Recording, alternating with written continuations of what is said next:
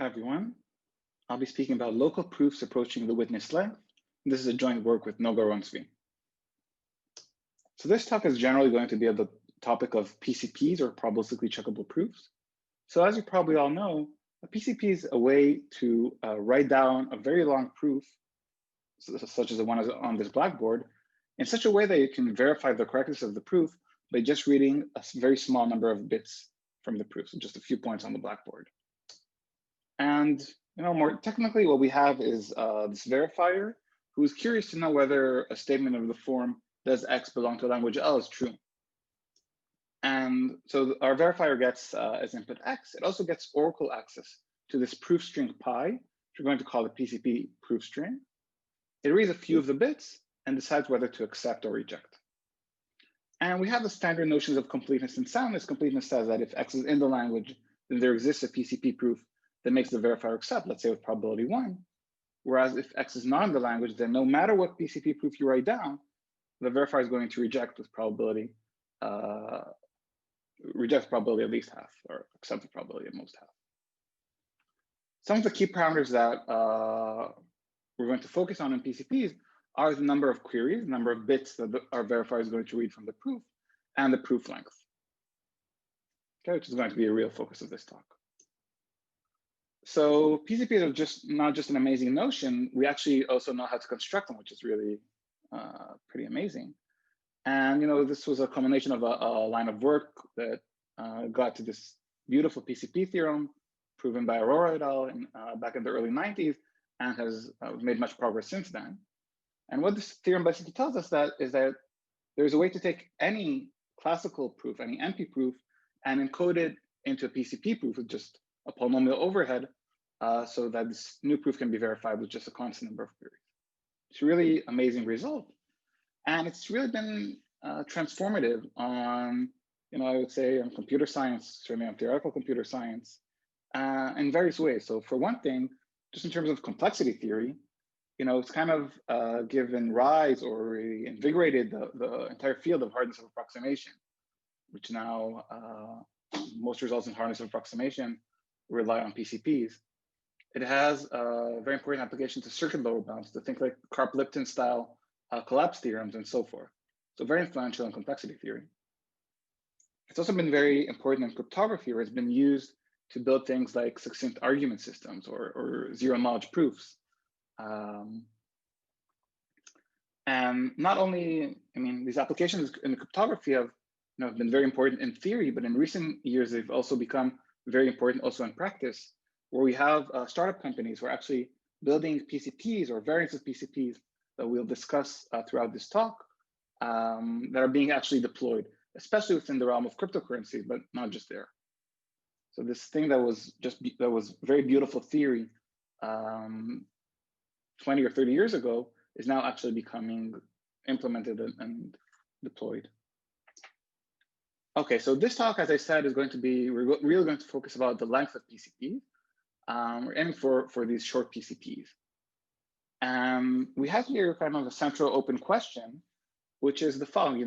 We know the PCP theorem tells us you can take any language in NP, or more generally, any language that you can compute non-deterministically in time t, and you have a PCP of length poly t.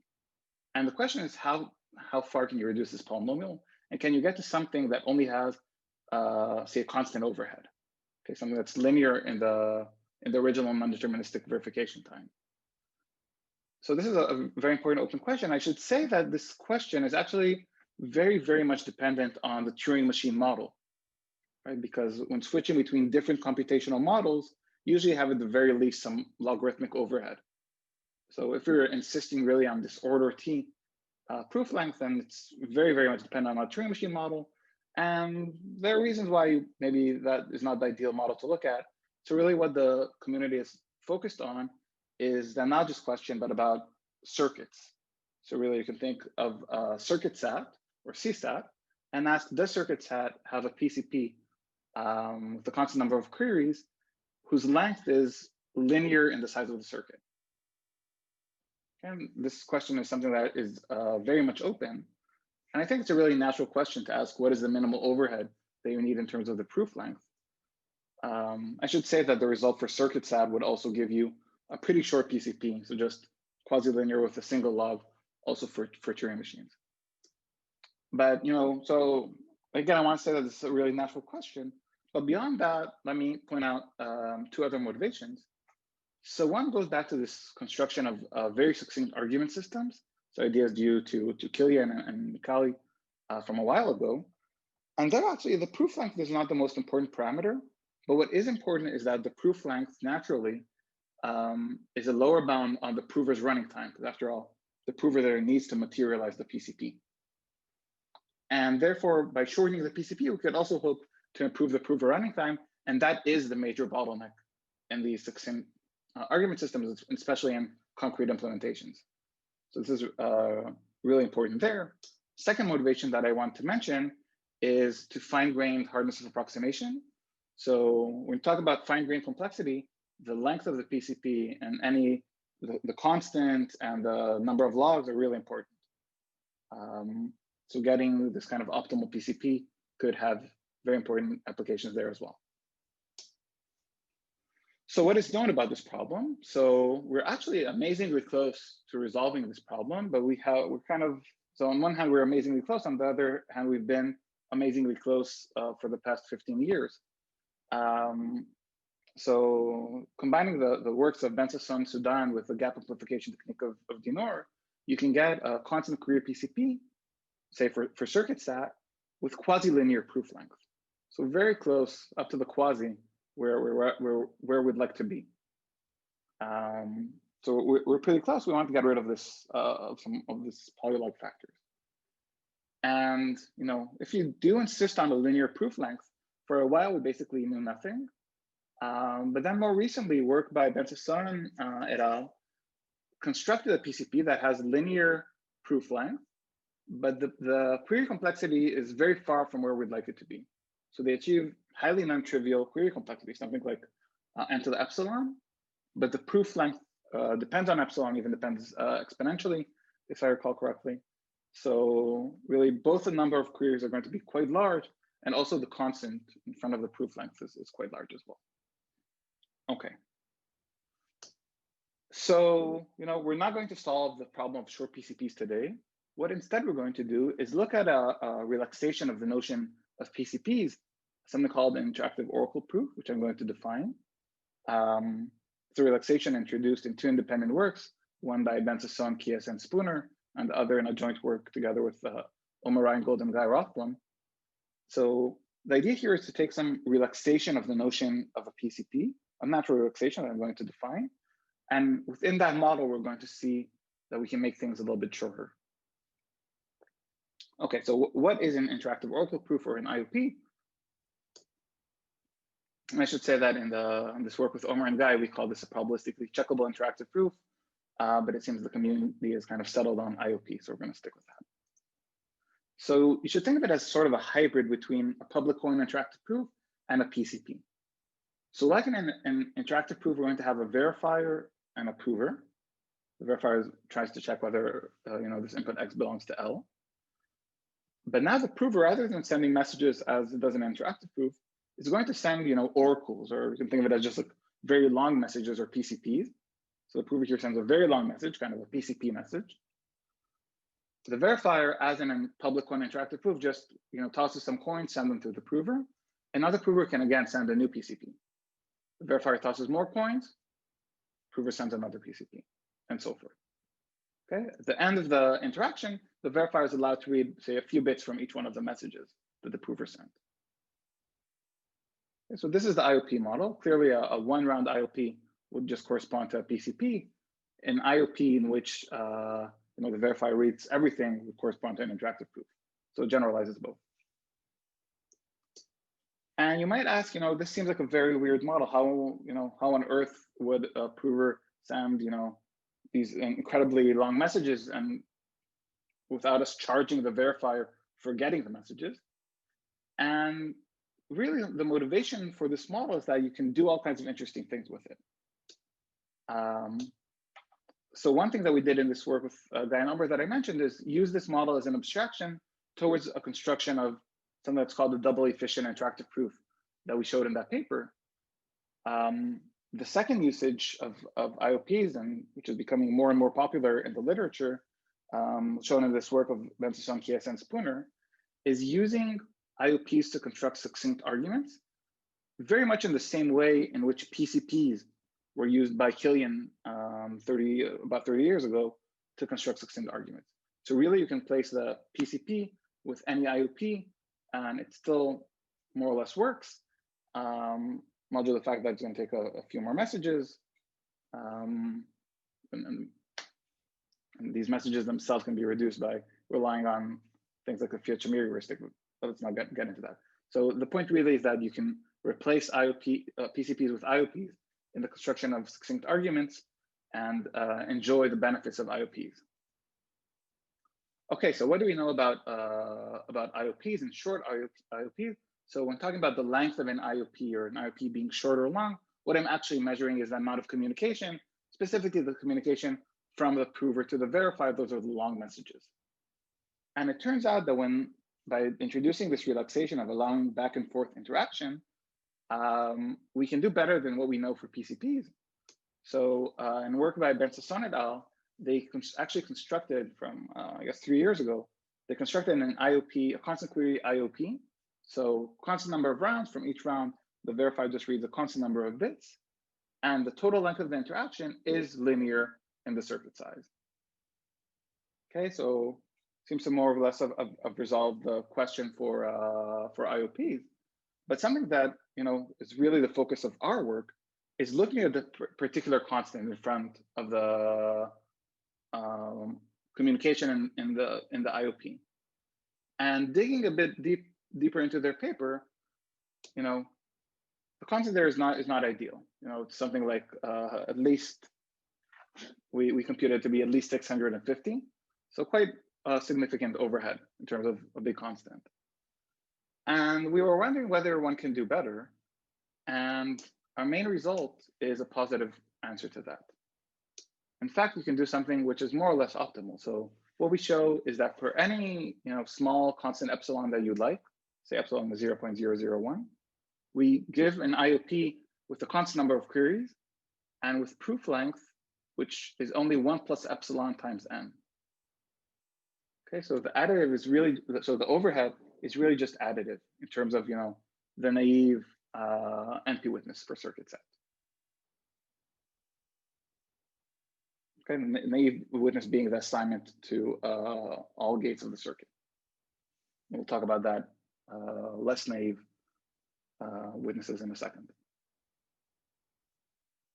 Okay, a couple of remarks about this theorem. So first of all, number of rounds is constant, albeit a somewhat larger constant than that of the prior work. Both our verifier and prover run in kind of quasi-linear time. And I stated this theorem with respect to constant values of epsilon. You can get subconstant values of epsilon, but then your query complexity starts becoming super constant. But it's certainly useful for some applications. Okay, so that was our first main result. In order to kind of motivate the second main result, let's think for a second of, suppose that I want a PCP proof for SAT, right? CNF SAT. My input is say a CNF formula, and I want to check whether it's satisfiable. So I have n variables and m clauses. The length of the naive NP witness, of course, is just n, the assignment to all the variables. However, if you take the PCP construction, then the length of the PCP doesn't correspond to the witness of the NP language, but really to the non-deterministic verification time. And here for SAT, the non-deterministic verification time, you need to read the assignment to all the variables, but you also need to read and process each one of the clauses to see that it was satisfied. So really the non-deterministic verification time is something like linear in M and in M, which would yield a PCP whose length is linear both in M and in N. And it's often the case where M is much larger than N. And a natural question that one might ask is, can you construct a PCP whose proof length is polynomial in N, maybe even just linear in N? So really, can you just get constant overhead over the original NP witness? It's a really interesting question. And unfortunately, Fortnow and Santanan showed over a decade ago that the answer to this is no, under some widely believed complexity assumptions. So that's unfortunate. However, just a year after that, Kalai and Roz showed that the answer is positive. You can actually do this if you allow this relaxation of IOPs. So they were considering some other notion, but in modern terminology, you can just think of it as an IOP, and they construct an IOP for SAT whose length is just polynomial in n. And again, here we asked whether one can do better, and we showed that it's indeed the case. So we showed that for a large class of NP languages, I'm going to say in a second what this class is, we can construct an IOP whose proof length is just 1 plus epsilon times the original NP witness. Okay, so really you can take the witness, add a very short encoding, you're not even doubling the length of the witness, and you, in terms of communication of the IOP. Okay, the class of languages that we can handle are all NP relations that can be verified by polynomial time verifier that uses some bounded polynomial space, so say square root n or so space. And should be said that this NP verifier is allowed, read many times access to the witness. Otherwise, the model becomes much, much weaker. And in case you're curious what kind of NP languages you can verify in bounded polynomial space, well, it turns out it's most of them, or I shouldn't say most, but a lot of them. So things like SAT, Hamiltonicity, Traveling Salesman, essentially all 21 of Karp's original NP complete problems. There's an asterisk there. So for 2 of them, you need to work a little bit harder, but we can handle those as well. So really, very many of the NP problems that you're familiar with probably fall within this class.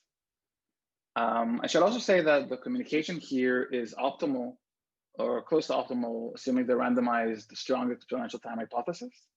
And I won't get into details about that. You're very welcome to ask me during the live talk or offline about that. Lastly, I wanted to say that really, if you think about it, the second main result actually implies the first main result.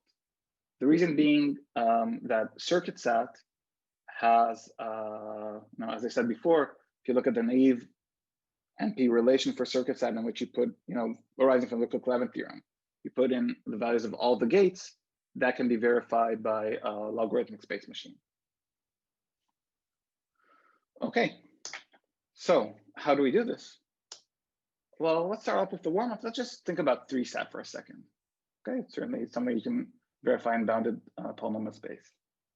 And I want you to describe how we get an IOP for 3-SAT with query complexity that's kind of square root n. So the length is going to be, very close to n, but the query complexity will be much larger than I promised. And in the actual paper, we extend this to arbitrary bounded polynomial space and achieve constant query complexity. So the challenge in doing something like this, and the reason why previous works didn't do this, is that the way PCPs work usually, say for 3-SAT, is that the PCP is going to contain an encoding x hat of the satisfying assignment for our formula. And this encoding, this error-corrected encoding, is essentially always something that's called a multiplication code. So what is a multiplication code? Basically, you can think of it as a code in which if you take 2 code words and multiply them pointwise, what you get kind of belongs also to a code. So it has distance. So things like, Reed-Solomon have this. If you take 2 low-degree polynomials or sufficiently low degree, you multiply them, you still get a low-degree polynomial. Same with Reed-Muller or algebraic geometry codes, AG codes. And the reason people do this is that it really helps with checking nonlinear relations that arise in the non-deterministic verification process. And this was really highlighted in the work of Ormeyer. The cons is that the rate of multiplication codes is usually fairly poor, so approaching 0. In particular, it has to be less than half. And which means that we have to escape this paradigm. We can't send an encoding of our assignment via multiplication code. So in particular, let's put that aside. We know we need to skip for multiplication code, but we're not going to skip for them entirely. And just as a brief reminder, one of the classical approaches to constructing PCPs, pioneered by BFL and BFLS in the early 90s, was by Fortnow and Levin, by Fortnow Lund, by Fortnow Levin and Segedi. So the way they work is that they contain low degree extension or Reed-Muller encoding of the satisfying assignment. And at the very end, when the verifier wants to check things, it suffices really, there are a bunch of queries to other parts of the PCP, but in terms of the low degree extension, you're really just making a single query and just checking that low degree extension at a particular point is equal to a particular value.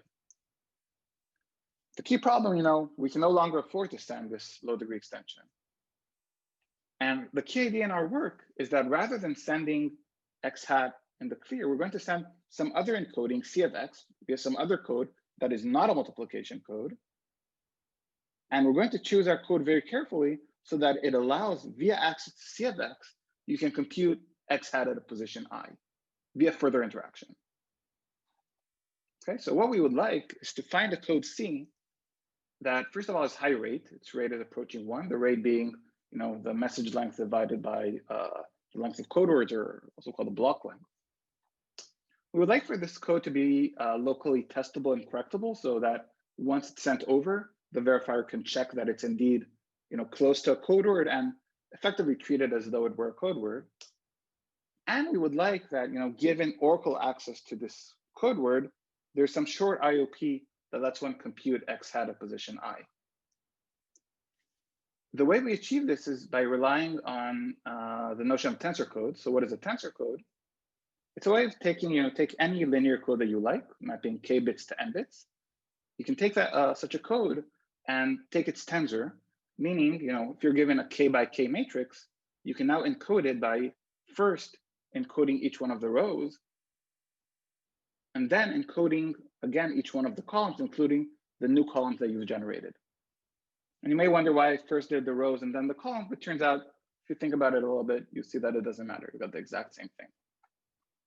So what do we know about tensor codes? Well, first of all, it's kind of very immediate to see that the rate of this kind of tensor squares the rate of the original code C, right? Because now it's k squared message length and n squared block length. And it's also not too difficult to see that in terms of the relative distance of the code also squares. So those are tensor codes, and why are they good for us? So what we're going to do is to start off with some very high rate code, C, mapping square root n bits into just a little bit more than square root n bits. And we have such codes that have constant relative distance. And we look at the code C squared. What do we know about it? Well, one thing for sure is that it has high rate, something like 1 minus 2 epsilon, close to 1 minus 2 epsilon. We also know that it's locally testable. So this was shown by Widerman. And you have to be a little bit careful and maybe use higher degree tensors, but effectively it's locally testable. And it's also satisfies a relaxation of local correction, which suffices for us. This is something we showed in a joint work together with Tom and Govind a couple of years ago. The most challenging thing, or maybe most surprising thing that we managed to do is we also give a procedure for checking, linear functions, an interaction proof for proving linear functions of the code word. And this is inspired by the classical sum check protocol of Lund, Fortnow, Karloff, and Nissan, and also very much inspired by Meir's view thereof as something that's operating over general tensors. Okay, so that's kind of our basic approach. That's what also gave, but that was kind of all these ingredients that we had fairly large query complexity, something like square root n. To go down to constant query complexity, what we rely on is the idea of PCP composition. So rather than actually having the verifier read the square root n queries, the prover is going to send a PCP of proximity, PCP that in which you only need to read a sublinear number of bits also from the statement. And because it's operating on a statement of length square root n, it doesn't have to be that succinct. And it's a little bit turned out to be a little bit more tricky because we need to make sure that the IOP that we first constructed satisfies some robustness properties, but we do that. Okay, so let me summarize. Our main result is, for a very large class of NP relations, we give IOPs with essentially optimal length. So only additive growth in terms of communication compared to the witness size. And for general NP relations, we get additive growth, but with respect to the non-deterministic verification time. Some really interesting open questions, I think, are, of course, this basic question about getting linear length PCPs. So IOPs are great, but PCPs are even better. So can we do this? And one reason for hope is that for locally testable codes, we know this to be true. Second thing that I find really interesting, is there any way to leverage these short IOPs to get better hardness of approximation results, in particular for fine-grained complexity? That would also be very cool. The fact that we are stuck with only handling bounded space NP relations, is that inherent? Is there a way to avoid that? And lastly, if we got rid of this bottleneck in terms of IOPs, in terms of the length, can we also improve the prover time to match that and thereby get more efficient arguments? So I'll end here, and I hope to see you in the online part of